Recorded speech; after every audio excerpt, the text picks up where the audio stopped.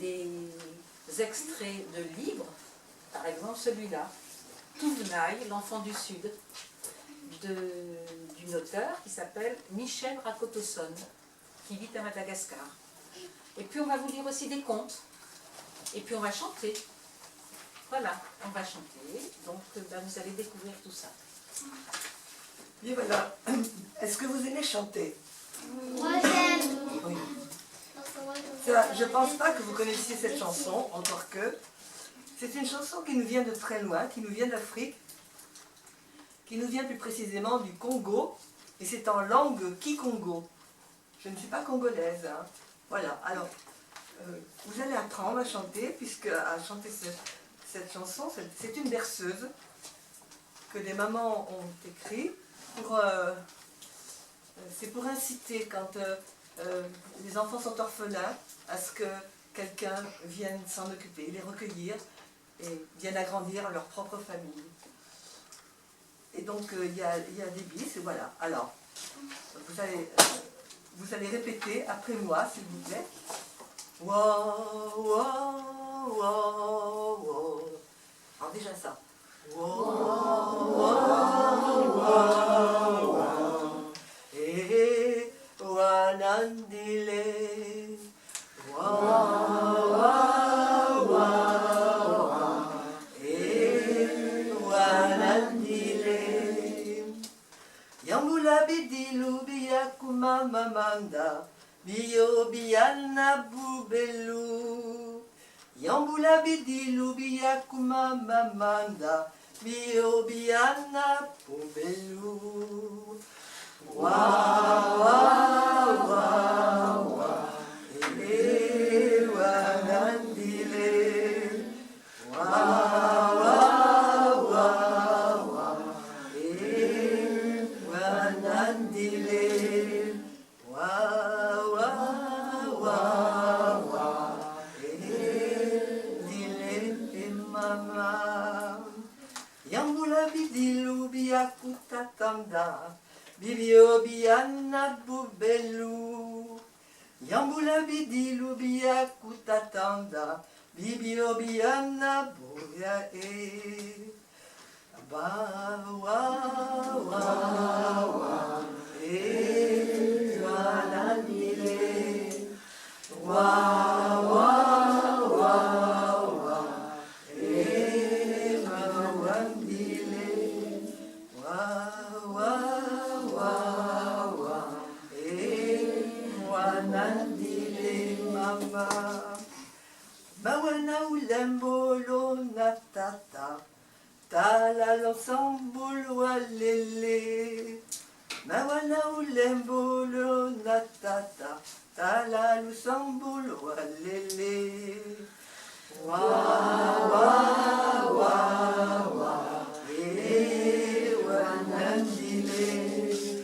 Wa wa wa wa. E wanandile. Wa wa wa wa. E wanandile mama. Pardon. Mawana ulembolo natata. Tala lusambul walele. Mawana ulembolo natata. Tala lusambul walele. Wa wa wa wa. E wanandile. Wa wa wa wa. E wanandile.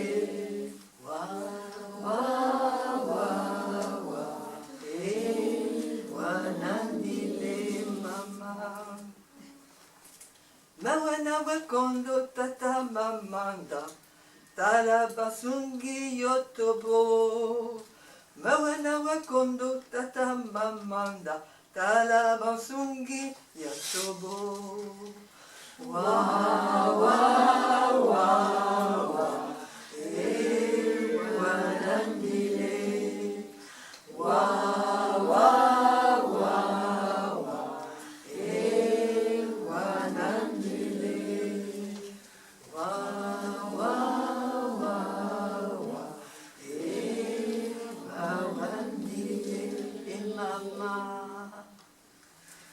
ça veut dire, Alice? Alors, ce que ça veut dire. Alors, la première strophe, oui, c'est « Tout doux, écoute-moi, mon enfant, ne pleure pas.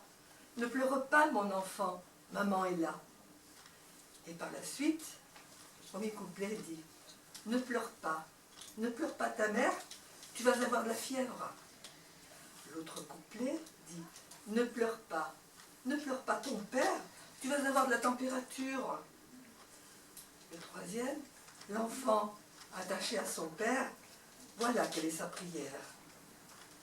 Et le dernier couplet, l'enfant qui a perdu père et mère, vous ses proches, prenez soin de lui.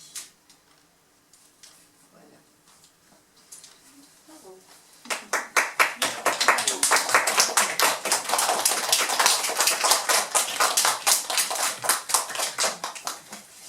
Donc, voici le premier chapitre donc, du livre Touvenaille, l'enfant du Sud. Il pleuvait depuis une semaine. Touvenaille n'arrivait pas à dormir. Une pluie épaisse, lourde, pesait sur le toit. Heureusement que maman a pu acheter de la tôle pour remplacer l'ancienne, se dit-il. Sans cela, nous aurions été inondés. Un moment, il eut envie de vérifier si les moellons de pierre qui retenaient la toiture tenaient bien. Mais il faisait trop sombre dehors et il ne verrait rien. « Il faudra chercher du charbon demain, » dit Rave, sa mère. La petite tousse tout le temps. « Il faudra que tu restes à la maison avec elle. Je ne peux pas l'emmener au marché. Je vous préparerai un repas chaud avant de partir. » Il eut envie de remercier sa mère. Il aimait bien quand elle préparait les repas avant de partir. Elle cuisait le riz, accompagné de feuilles et de légumes, et enveloppait les soupières dans une grosse couverture pour que lui et Vainal, sa sœur, puissent manger chaud. Quelquefois, il restait à la cantine de l'école, quand elle emmenait la petite avec elle au travail. Mais Rave avait dit que la cantine coûtait trop cher et qu'il valait mieux qu'il mange ce qu'elle avait préparé. Alors, dès qu'il sortait de l'école, il allait chercher Vainal chez la voisine et ils déjeunaient ensemble tous les deux, en attendant Rave. Ainsi se passait leur vie. Leur mère partageait un emplacement de marché avec Kétak, la voisine, et elle s'y relayait un jour sur deux. Cela leur permettait de garder les enfants à la maison et d'avoir quelqu'un d'adulte pour veiller sur eux la nuit. Dans la journée, quelquefois, les plus jeunes partaient avec elle et les plus grands travaillaient pour les aider. Ils n'allaient à l'école que par demi-journée. Comment faire autrement quand on est 70 par classe? Aussi, quand sa mère était trop fatiguée, Touvenaille l'a remplaçait au marché quand il n'avait pas classe. Il était grand, Touvenaille. Il avait 11 ans. Sa mère pouvait compter sur lui. Le bruit de la pluie s'intensifia. Pour l'instant, c'était un flot régulier qui martelait la tôle et qui donnait l'impression de vivre à l'extérieur d'un tambour battu par 10 personnes. Si cela continuait ainsi, il allait falloir préparer les récipients pour récolter les gouttes qui tomberaient dans leurs pièces. Il le savait, il avait déjà préparé des cuvettes et des bidons qu'il avait ramassés au marché. Elle pouvait avoir confiance, sa mère. Il avait repéré où le toit fuyait. Mais ce qu'il ne pouvait lui dire, pour ne pas l'affoler, c'est qu'il avait peur. Bientôt, les cyclones allaient arriver. Il y aurait du vent, du tonnerre, des éclairs qui feraient un bruit terrible. Risquaient même de tomber sur leur toit. Et même peut-être sur eux. Ils risquaient d'être foudroyés. Le vent pouvait arracher le toit ou même les murs. Et que ferait-il alors? Et puis, le canal Andriantan va encore déborder, répétait Rave.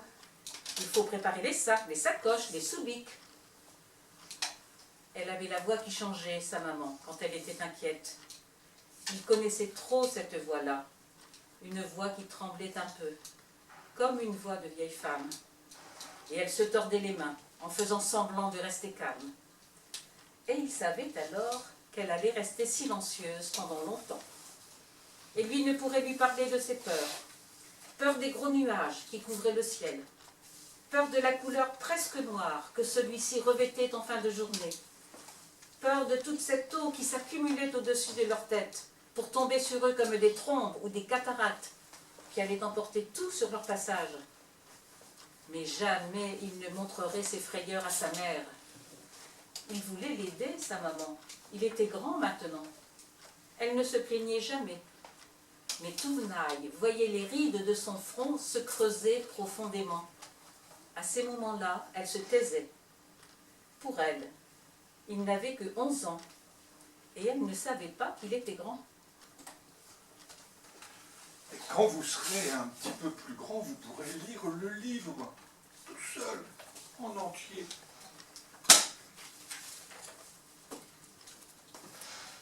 Pourquoi, on lève la main si on a la réponse, pourquoi les hérissons ont-ils des piquants? Défendre. Mmh, Piquer. mmh, Pour se protéger. mmh, Pour se protéger. mmh, Comme Tom. mmh. Pour battre les autres, ceux qui l'embêtent. Bah écoutez, moi je vais vous expliquer. Quand la Terre était très jeune, les hérissons étaient chauves, avec la peau rose et très douce. Ils adoraient se rouler dans les prés de hautes herbes et de fleurs sauvages. Ils se défoulaient et faisaient des roulades toute la journée. Mais un jour, un hérisson attrapa des puces. Et il essaya par tous les moyens de s'en débarrasser, mais rien ne fonctionna. Alors, il marcha, arriva dans un désert avec de drôles de plantes. Ces plantes étaient vertes, couvertes d'épines, et s'appelaient Des cactus. des cactus. Le hérisson eut l'idée de se gratter avec cette plante.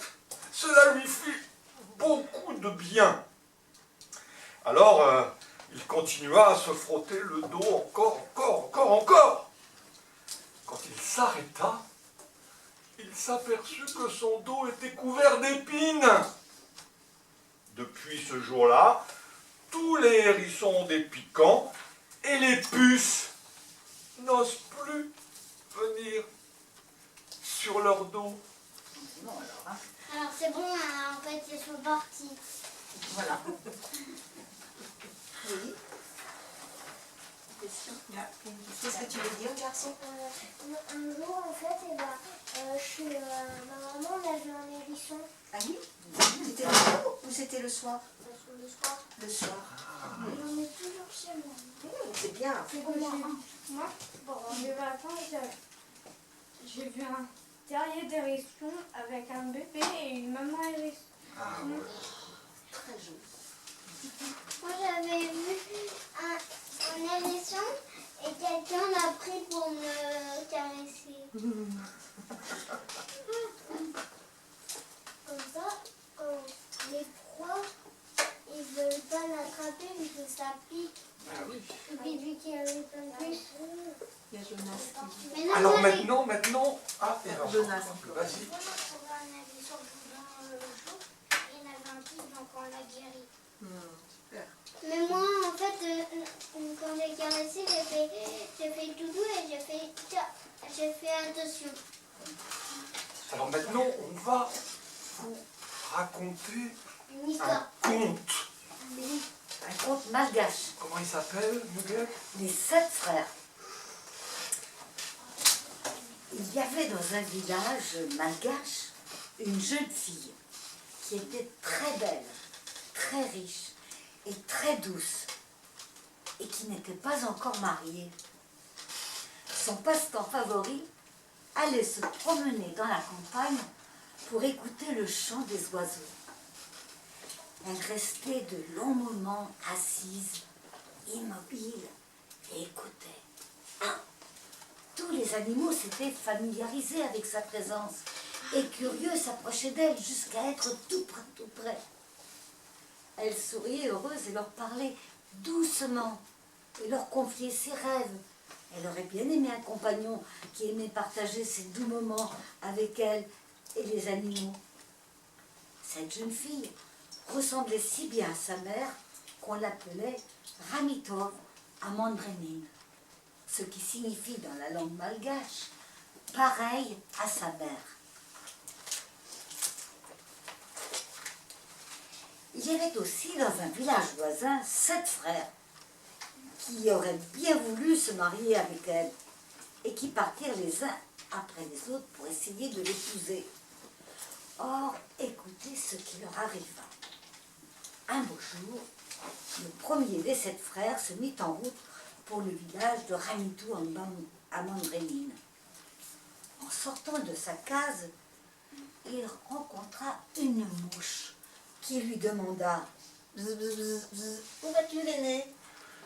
Je m'en vais prendre pour femme Ramito Amandrénine. Donne-moi un petit peu de miel et je t'indiquerai le moyen de réussir. Es-tu folle, mouche? De quoi es-tu capable? Sinon de te rouler dans les ordures. Et il s'en alla. Il rencontra ensuite une alouette qui lui dit « Jette-moi un peu de riz blanc et je te dirai comment tu pourras épouser Ramitovi Amandreni. » Tu n'as pas honte, toi, si petite, de m'offrir ton appui à les vols et chante. Tu ne sais pas faire autre chose. Et il poursuivit sa route. Bientôt, ce fut un porc qu'il rencontra. Où vas-tu? Je m'en vais prendre pour femme Ramito Andrénine. Donne-moi des patates, du manioc et du son, et je te ferai connaître le moyen de l'obtenir. Au lieu de te mêler de me conseiller, porc, fouille donc dans le fumier là, avec ton groin. Et il continua son chemin. Apercevant une mare, il alla se baigner, car il avait très chaud. Un canard qui se tenait sur l'eau l'interrogea. « Et l'aîné, peut-on savoir où tu vas? Je vais prendre pour femme Ramito Andrénine. Donne-moi du riz blanc et je te la ferai épouser. » Ah vraiment? Ah vraiment? Ah, tu peux être fier. Ah, fier de ta sagesse, et toi qui ne sais même pas t'amuser dans l'eau. L'homme sortit de la mare, se rhabilla et se remit en route. Il arriva enfin chez Ramitov Amandrinine. Il salua respectueusement le père et la mère de la jeune fille et leur dit « Parvenez à la vieillesse, Seigneur, et soyez exempts de toute maladie. Je suis venu pour prendre pour femme Ramito Andrénine. » Je sais, mais il faut d'abord que tu triomphes de toutes les difficultés que je vais te proposer. » Il l'emmena dans la campagne, jeta du riz blanc à la volée et dit « Si tu peux ramasser tous ces grains de riz sans en oublier, et si tu peux les compter sans te tromper, tu épouseras peut-être ma fille. » L'aîné ne ramassa pas tous les grains de riz. Il les compta, mais se trompa. Le père dit alors « Je suis désolée, mais tu n'épouseras pas ma fille. » L'aîné, déçu, retourna dans son village. Le deuxième frère partit à son tour pour le village de Ramitouva-Mandreni, dans le dessein de l'épouser. Lui aussi refusa de donner du miel à la mouche, du riz blanc à l'alouette, des patates, du manioc et du son porc qui se proposait en échange de l'été, et le canard qu'il laissa s'amuser dans l'eau de la mare. Arrivé au village de Ramitova-Mandreni, et après avoir salué le père et la mère de la jeune femme, il formula sa demande.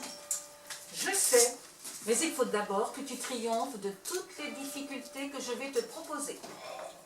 Voici une perle. Je vais la jeter dans la mare. Il faudra que tu la retrouves. La main de ma fille est à ce prix. Le cadet ne retrouva pas la perle. Le père dit alors, Je suis désolée, mais tu n'épouseras pas ma fille. le cadet déçu retourna dans son village. Le troisième frère présenta à son tour la demande. Je sais, mais il faut d'abord que tu triomphes de toutes les difficultés que je vais te proposer. Tu vois ces grandes rizières? Laboure-les, et je te donnerai la main de ma fille. À la fin de la journée, il avait à peine labouré le 10e du 10e des grandes rizières. Le père dit alors, Je suis désolée, mais tu n'épouseras pas ma fille. quand le 4e se présenta et formula sa demande, le père le conduisit devant sa femme et sa fille. Elles se ressemblaient si parfaitement qu'il était impossible de savoir laquelle était la plus jeune. Le père lui proposa l'épreuve suivante. Tu veux te marier avec Ramitouva Mandrénine? Tâche donc de la reconnaître. Croyez-vous qu'il réussit? Non. Eh bien non, vous avez raison. Dépité, il retourna à son village. Et ni le 5e ni le 6e frère ne réussirent à leur tour les épreuves. Le plus jeune des frères partit alors sous les moqueries des 6 autres. En sortant de la cave, il rencontra la mouche, qui lui demanda un peu de miel et il lui en offrit. Celle-ci le remercia et lui promit son aide. Il donna un peu de riz blanc à l'alouette. L'alouette lui promit son aide. Au porc, il donna des patates, du manioc et du son.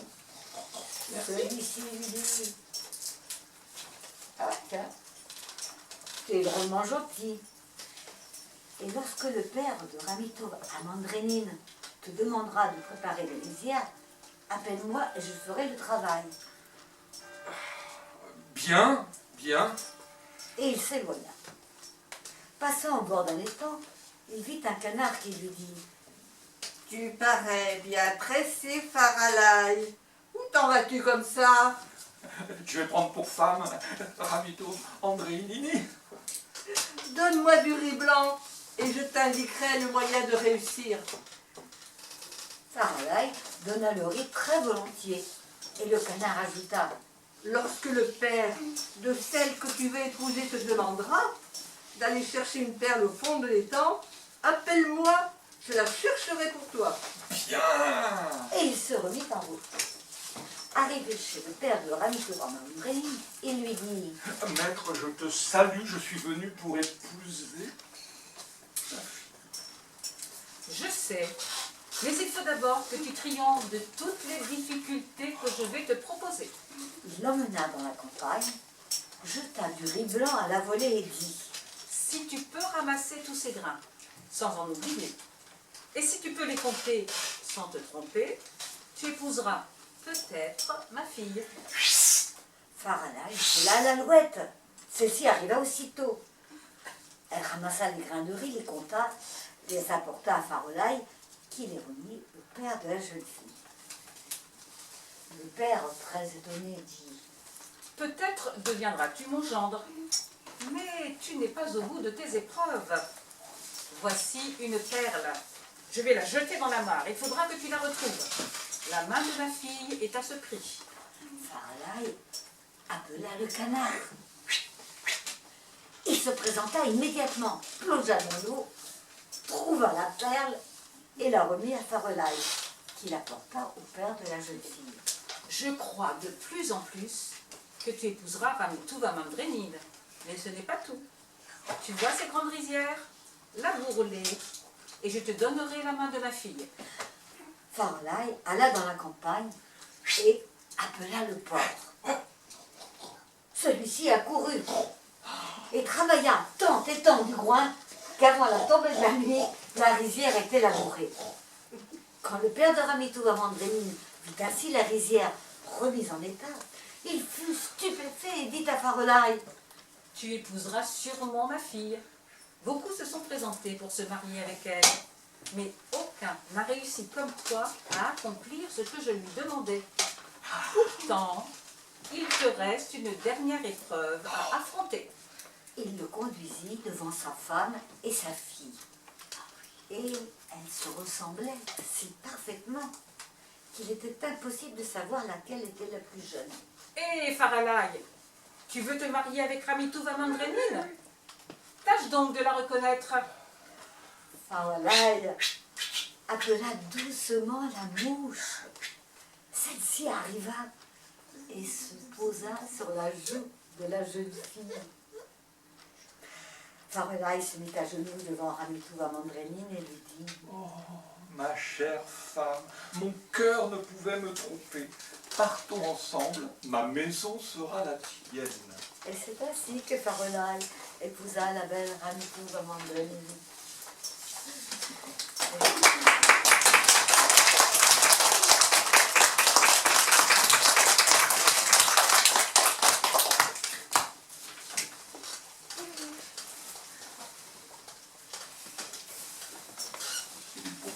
Oui, c'est une poupée. En vrai, allez. Bon. Limpopo. Du temps où les éléphants n'avaient pas encore de trompe, il y avait un petit éléphant qui ne rêvait que de voyage. Alors, un matin de très bonne heure, avant même que le soleil ne soit levé, le petit éléphant enfila son pantalon, mit sa brosse à dents dans sa poche arrière et s'en alla sans faire de bruit. Bonjour, dit le boa.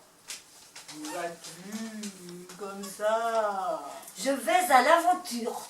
Répondit fièrement le petit éléphant. Si tu vas droit, tu arriveras devant le fleuve Limpopo. Quand tu verras des troncs d'arbres glisser sur l'eau, méfie-toi. Souvent ce sont des crocodiles. Ils sont dangereux. Merci pour le conseil. Je ferai très attention. Et il reprit son chemin. Un matin, après avoir beaucoup marché, il arriva devant le grand fleuve Limpopo. Le petit éléphant prit sa brosse à dents et commença à se brosser les dents.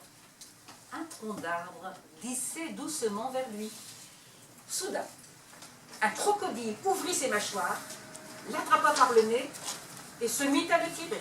Au secours! Cria le petit éléphant, et il s'arc-bouta pour ne pas être entraîné dans le fleuve. Le crocodile tira très fort. Le petit éléphant tira de son côté.